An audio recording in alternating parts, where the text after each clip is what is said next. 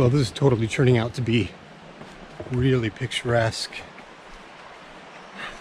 Kind of amazing find. Just happenstance. Kind of fun.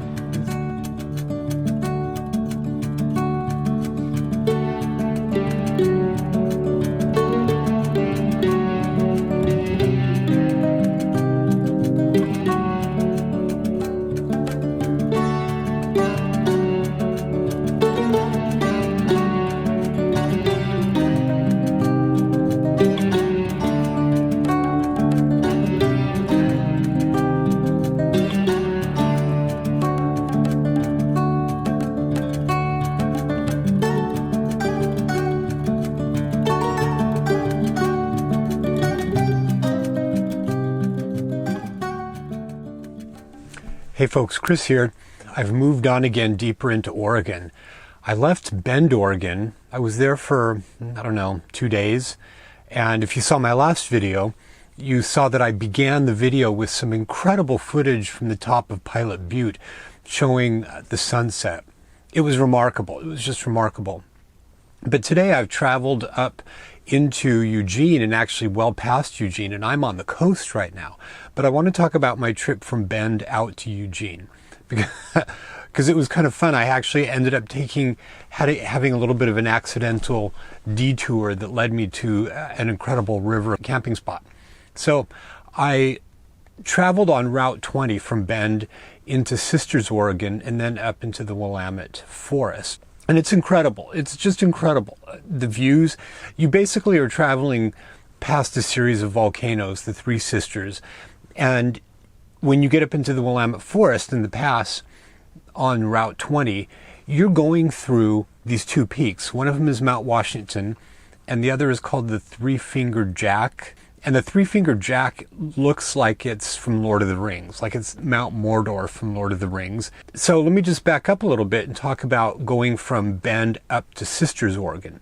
So Sisters, Oregon is this little town that you pass through. Very, very quaint. A little bit of a tourist trap, to be honest. But between it and Bend, it only took about half an hour to get out there.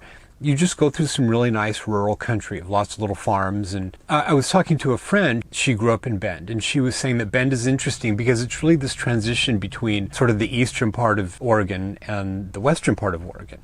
And not just a transition geologically and climate-wise, but also politically. She was saying that it's a real mix between sort of conservative and liberal. So in Oregon and Washington, it's like this. If you get out to the eastern part, the more arid, the more sort of desolate, and the more sort of like isolated parts where there's a lot of farming and less population dense, it tends to be more conservative. And as soon as you go over to the eastern part, it tends to be more liberal. And so Bend is a transition zone, she said. She said when you go out there, get prepared to challenge your beliefs on both sides of the fence because it's a mix of both. Because it's very apparent that as you're traveling into Bend that you're transitioning climate zones. And that continues as you go from Bend into Sisters.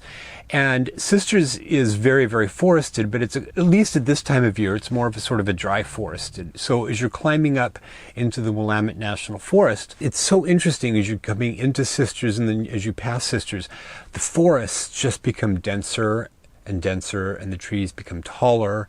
And it's just such an interesting transition to pass through and to witness. So as you're climbing up, you're going, it's winding and the forests are incredible. But what's apparent is that you have to be very careful as you're driving because you want to keep looking at the amazing scenery. And with these two volcanoes, Mount Washington and the Three-Fingered Jack on both sides of you, it was incredible just to see those. I actually had scoped out a trailhead that I had kind of wanted to stay at right about at the top of the summit. And I found it, I got there, I pulled off onto it, and it was just beautiful. There had been some sort of devastating forest fires in the past. And so all the older trees were burned and there was a lot of newer trees and foliage coming in. So just as I pull in, I'm all excited because it's really pretty and there's a sign there saying you have to have a national parks pass to stay there. So I didn't want to risk it. I didn't want to be dishonest. So I got some photography. I did some quick photography and then, left. I didn't stay there. I could have stayed there in the night if I had had a parks pass, if I had known to do that, right? This is incredible. Look at that up there. That's amazing.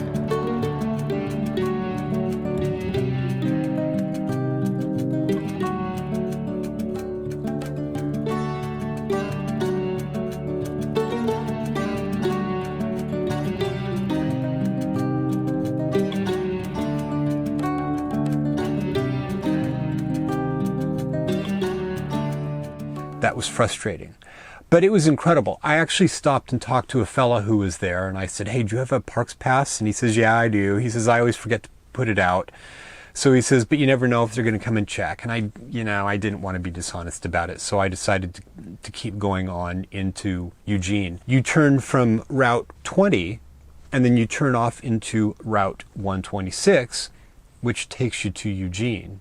So as you go through the forest, I'm telling you, you're going through these valleys of trees. It's like caves of trees. This is the dense forest is there, and the road has just been cut through them. One of the things that's remarkable that you notice is that amongst all the incredible foliage in the trees is the signs of volcanism that I had mentioned in my previous video are very clear, is that there are fields of volcanic rock that even the foliage won't touch, won't grow in. I mean, it's a kind of rough, ragged volcanic rock that so far has even been untouched by foliage trying to grow on it. It was a stark reminder that there's violence in this part of the country from time to time, despite its beauty.